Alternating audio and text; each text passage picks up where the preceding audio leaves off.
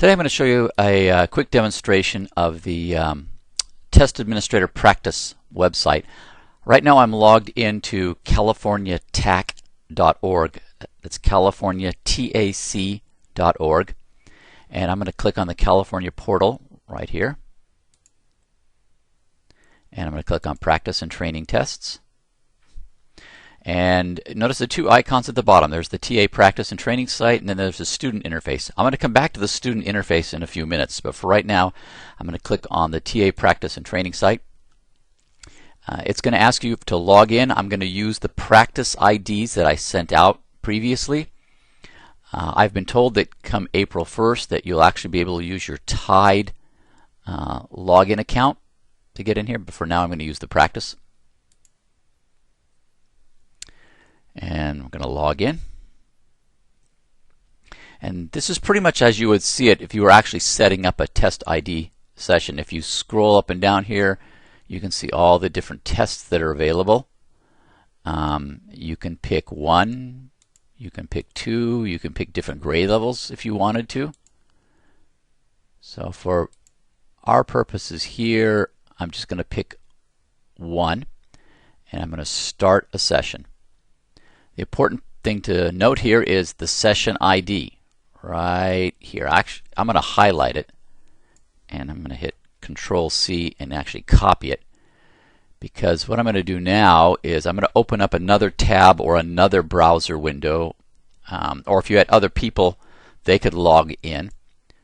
And I'm going to go to California. I didn't get it. californiatac.org. Go back into the portal, click on Practice and Training, and this time I'm going to click on the student interface. So leave everything as it is. The only thing you need to do is uncheck that guest session, come over here for the session ID, and put in the session ID that you got from that TA interface up here on the top. And sign in. Select a grade. Now remember, I set this session ID up for grade 3 math. So I picked grade 3. Yes, there it is, grade 3 math practice. Click on that one. Now it's waiting for the TA approval. So if I go back to the Test Administrator's portal, and this refreshes itself about every 10 or 15 seconds, so I'm going to have to wait. There it is, popped right up. And now I have one guest waiting to take the grade 3 practice test.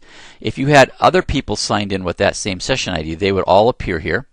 So I'm going to click on Approvals. And again, if I had more than one person using that session ID, they would all be listed here.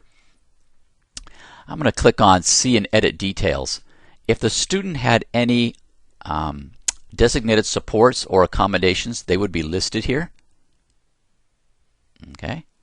To get out of this web page, you got to scroll all the way down to the bottom, click Cancel, and then Done. So I had, I'm sorry, I was going to go, actually, I need to approve the students. So I'm going to approve all these students, yes. So I've approved that one student. So if I go back to the student interface now, you notice it now took me to the next page. I'm going to click Yes, Start My Test. It's going to bring up the test instructions. This is the same thing a student would see. Begin test now. And it's going to put up the first practice test question. So this is where the student would now start taking the test. If I go back onto the Test Administrator's site, when this updates, you'll see this approved. The student status will show me how many test questions the student has completed. So this is still waiting to refresh. If I wait a moment, I'll show it to you here. Here we go. So I've done 0 of 21 questions so far. So that's a quick overview of the practice training for test administrators. At this point, you can just close this window out if you wish, or you could go through and take the test, and I could stop the test session up here. It gives you a warning. And that's pretty much it.